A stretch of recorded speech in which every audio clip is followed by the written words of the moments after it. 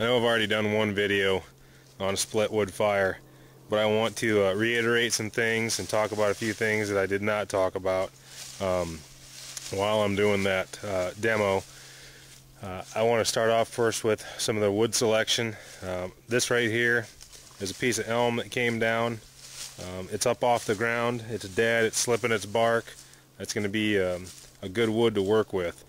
I know this because I know elm. I'm going to take some of the stuff over on this end over here. Just a simple fact, it's smaller, it's going to be easier to work with.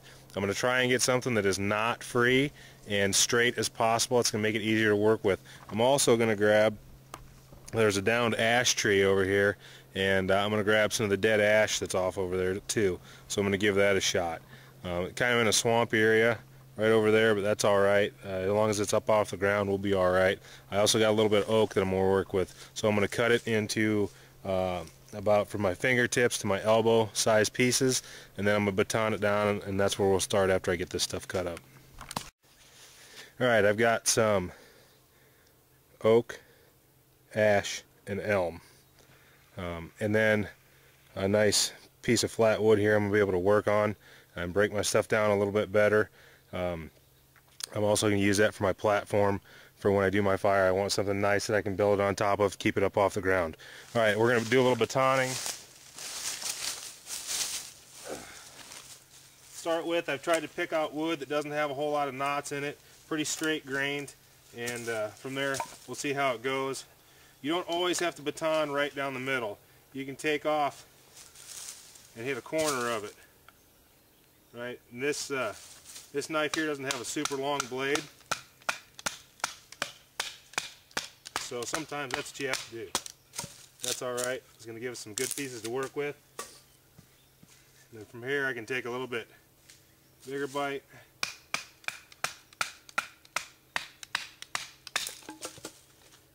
That's just falling apart. That's what we like. That's the oak. And that's all you have to do. When you're batoning, just remember, don't hit it in between your handle and your work. Always hit it on the end of your blade.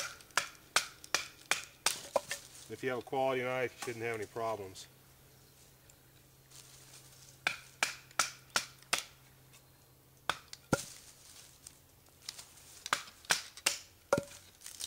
Alright.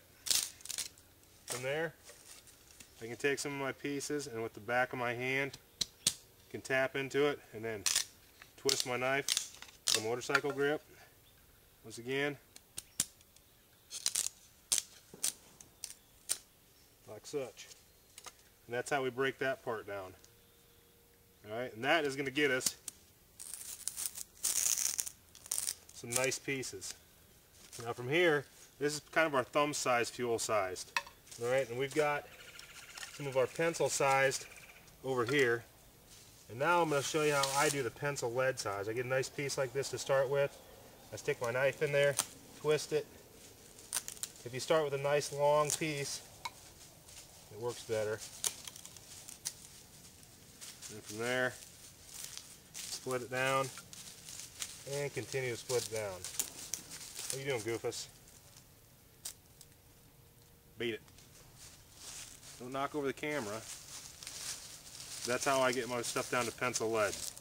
I've already have a video on how to get your shavings. Alright, I'm going to process the rest of this down and show you what 3 times the prep looks like and why.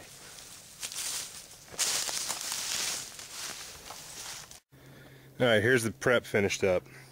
To start with, I've got my brace and platform, and we'll go over how that works. I've got some scrapings on there. I got a video on making scrapings. Shavings, big deal here. Lots of little, we always said. Shavings will save your fire. And then my pencil lead size, my pencil size, and my thumb size fuels. That is what I want, and I should have what's called 3 times the prep. That's enough to make 3 fires. Alright? That way, if you run into trouble, you can use your extra prep to get it going. Also, if you're building this in the evening, you can always save your prep for the morning. You'll have a nice firewood ready to go. You don't have to prep it and be good to go in the morning. But we're going to light this off.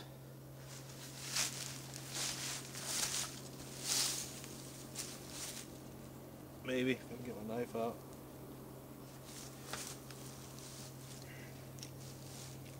my fire steel.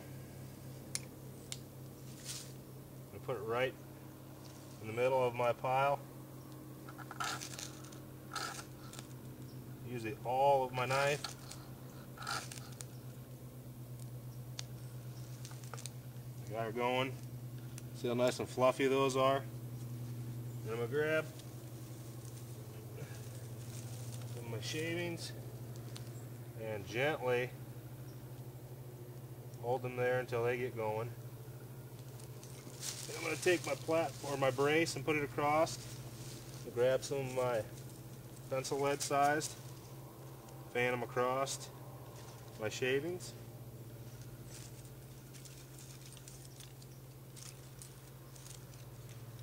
Grab some of my pencil sized, fan those across. And then I can go on to my thumb sized fuels if I need to. But you can see I can put a little bit more fuel in there and I'll have a knee-high flame pretty easily, and that's a pretty well maintained flame as a knee-high flame. So that's kind of what we're looking for, is 3 times the prep,